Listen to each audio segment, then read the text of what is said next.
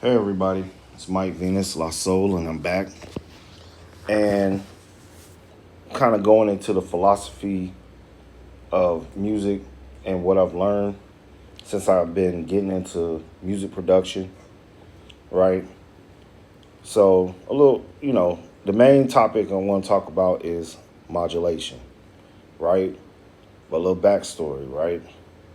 So, before I got into working on the computer, working on an iOS app, either on my phone or iPad, or even working with samplers, drum machines, things like the MPC or the Force. Um, I played guitar, right?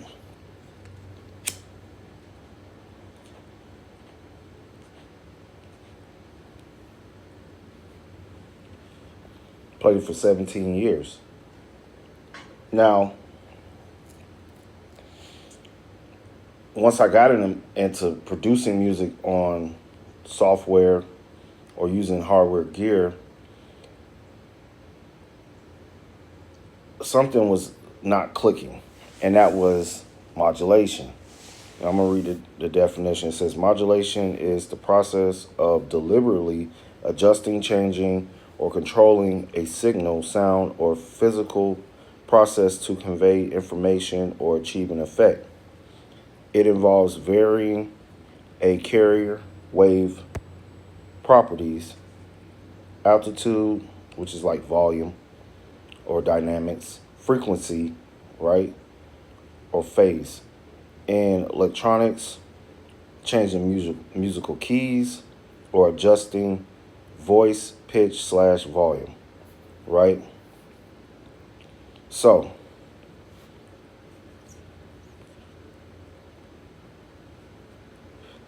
coming from playing something like an instrument like guitar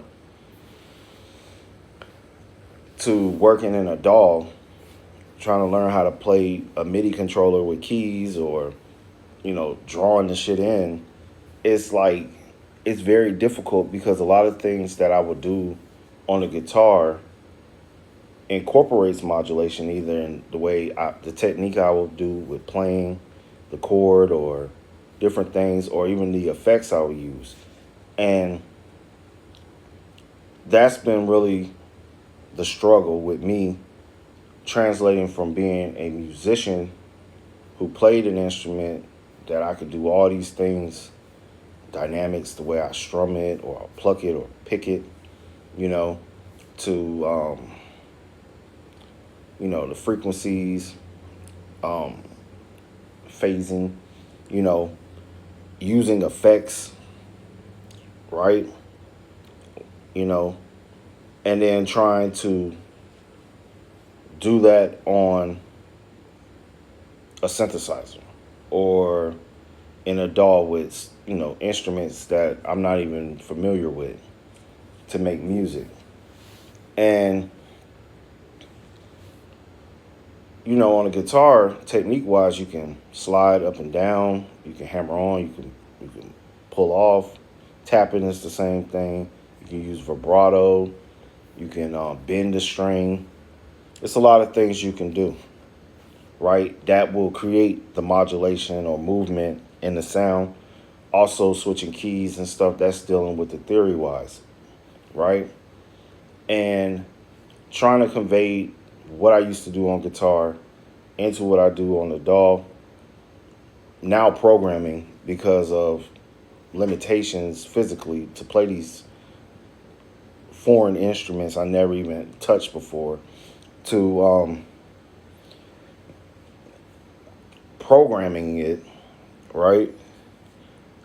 I still want to modulate because modulation brings life and feeling to your music, you know? And a lot of that's kind of missing in today's music, maybe because a lot of people's experience with music either is from hearing music that was produced in this fashion or they never played an instrument before. So they don't really understand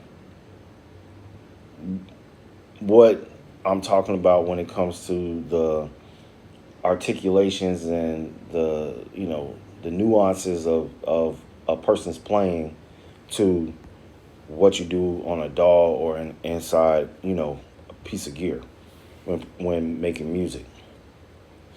So, first thing I did, I had figured out what sounds I like. I don't like the sound of strings, brass, and winds inside the DAW or sample libraries. I prefer to hear them played by real people. Now, programming drums, if you know the patterns and stuff, I kind of modulate it within that. I'll go more into that later. But those are sounds that I tried to use, I don't like. So this is where I had spent roughly almost like a year and still spending time learning synthesis, you know, taking a sound in its electronic wave and then shaping it to create something else. That's why I'm doing mainly synth-based music or instruments in conjunction with drums. Just because I personally don't like the sound of strings, brass, and winds in the DAW or sample libraries, right? It just don't feel right. It don't sound right. And then programming it, you have to do all this like mathematics and shit. Now I'm good at math, but I ain't like that takes me out of the flow of making music. You know what I'm saying?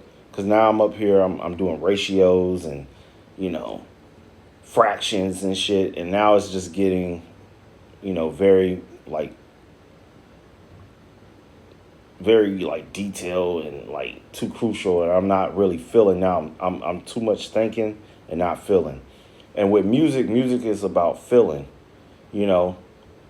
It's not always about being analytical. I try to balance both because the analytical part is just really to cover my ass because I haven't went to no school to learn music theory at like Berkeley or any other prestigious school dealing with music and or the theory wise. So at least learning that to be able to explain what I'm doing will help whenever people hear my music or if I'm dealing with any so-called critics that might have issues. But most people don't have issues with my compositions because I did learn music theory on my own, studying on books and stuff prior to getting in the DAW. So that helps in some aspects with writing my music.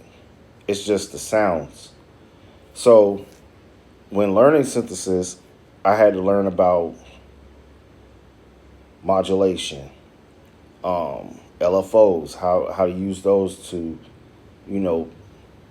change up or cause things to drift and move, kind of like people, energy, flow, frequencies, like where this sits right here, where this sits right there, and this is why like modulation is such an important thing because like if you just have, it's like having a guitar. You ain't having no dynamics. It's hitting the same pitch at all times. It's going to become very boring. You're going to tune it out, and it's not going to capture that feel that you would with expression. That's what modulation does. So there's several ways you can do it. One way is writing. What I like to do when I write is like modulating either the chord or the chord progression. What I mean by that, so like let's say I got a standard chord progression that everybody everybody hears, like a 1, 6, 4, 5 in the major scale. So that'll be like in the key of C, C, A minor, F, G, right? Pretty standard. But if I'm modulating, what I'll try to either add notes or shift notes, either a half step to make the changes smoother, to create a slight modulation that perks up the listener's ear when they're hearing it, and also to capture a certain feel, because like unlike guitar, it's cool to make them jumps from like one chord way down on the fret to higher. You can do that. That That's modulation, that's dynamics. But it doesn't really translate well when working on like something like a key bass instrument. You know what I'm saying? It'll be too dramatic, you know. So I have to learn how to modulate that, modulating through keys, right? You hear this a lot in gospel music, old pop music from like the 80s. Those guys was going crazy. I mean, the artists they were extremely talented, so you can go stupid. But like even if you're limited, there's still ways you can modulate if you can't even modulate the key or the chord or chord progression. Another way is the sound. You can do this like I use synths, so I can use LFOs to modulate certain parameters on the synth to affect the sound to give it more character over time, either immediately or slowly over time, using LFOs and envelopes and things of that nature to shape the sound. Also, I can kind of put it in the mix somewhere where it sits perfectly, where it's not colliding with other instruments, right? The other thing is effects. Now, with guitar, effects was like I feel like that's like your meal ticket outside of technique. You still need good technique. You got to be able to play good clean before you run it through the effects. Because if you play like trash, it's gonna sound like affected trash. So it has to sound good before you run it through the effects. Same with synths and stuff, but with the effects, like you got time-based ones like delays, reverbs. You got modulated ones like choruses, flangers, phasers that will morph or modulate the sound to create movement. It's all about movement, you know. And this is something that I'm learning and still learning as I make this type of music within a DAW on a computer or on an iPad or on a piece of gear, right? Because that's something that I miss that I used to be able to do when I played guitar. You know what I'm saying? And it can be subtle, it can be extreme. It's up to the person and their emotional effect that they want to do. But these are things that like most people don't think. Like when I make beats, right? A beat is literally a loop until you like arrange it out, right? And it can be like two to however how many bars you want, but it loops just like sections in songs. The way you can create dynamics, which is amplified, or the altitude, which is the volume, or dynamics, is by stripping instruments or adding back.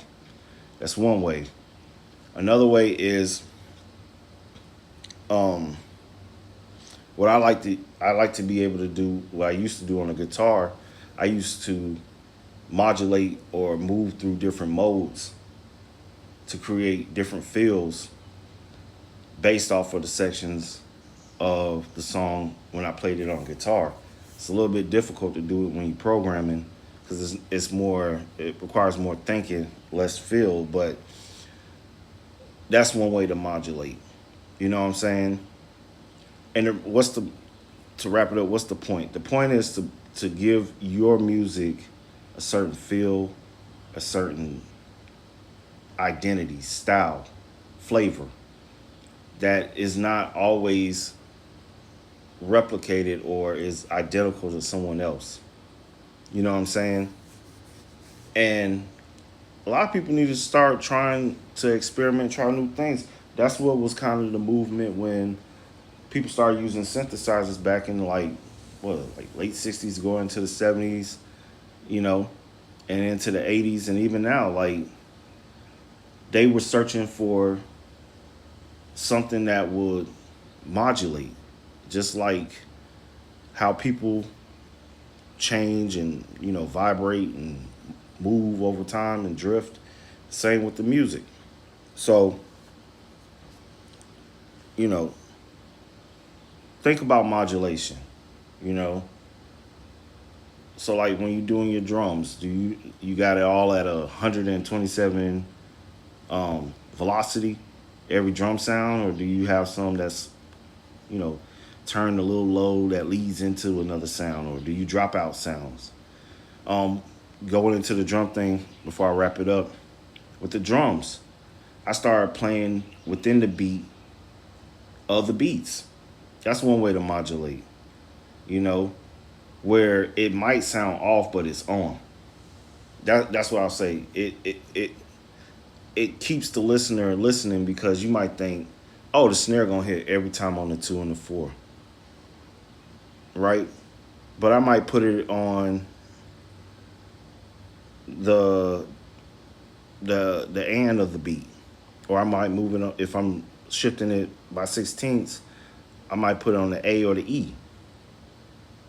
You know what I'm saying? But it's still within where you would normally think to hear that beat, and I might reset that on putting it where you expect it to be, or vice versa. But that creates dynamics and modulation. You know, that's what kind of sparked me into doing the drill and making my version, or even getting into the mod bap movement with the modular synths. But it wasn't even really about the synth. It was about the philosophy of making something that is unique, that changes, that creates movement and feel either subtly or dramatically, but it keeps the listener engaged even if it seems like it is repeating or it's a loop bass, like a beat. So let me know what you think about this. If you like this type of content or ideas where I kind of talk about the philosophy and the importance of developing your philosophy towards music, you know, because music is subjective. It's neither right or wrong. Rules are meant to be learned and broken or modified. And it's sound design is something that is personal, and that is a way to modulate or move or